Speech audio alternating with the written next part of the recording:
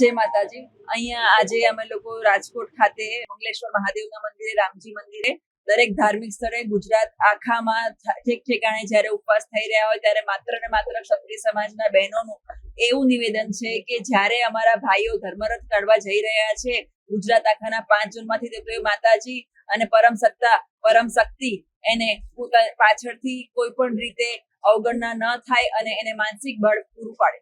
મારું નામ ચંદ્રબા પરમાર। જય માતાજી।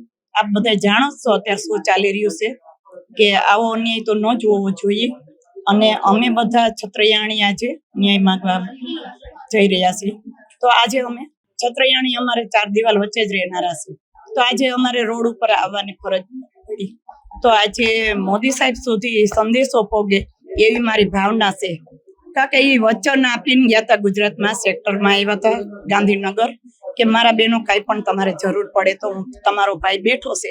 આજે એ વચન ચૂકી ગયા છે, તો એ વચનને યાદ કરે એટલી મારી વિનંતી છે। બસ અમે જાજુ બીજું તો કઈ કહેવા નથી માંગતા અને અમારા સંસ્કાર નથી છોડવા માંગતા। અમારી આગળની રણનીતિ જે અમારા વડીલો, અમારા જે બધા બેનો વડીલો ભાઈઓ જે કરે એ કરવા અમે તૈયાર છીએ કે આજે અમારા રાણ, અમારા શિવાજી આજને કળિયુગમાં પણ છે જ તે, અને ક્યાંય આપણા ખાલી હોતા નથી। એટલે અમે અમારો એક ન્યાય જ માગવા જઈ રહ્યા છે।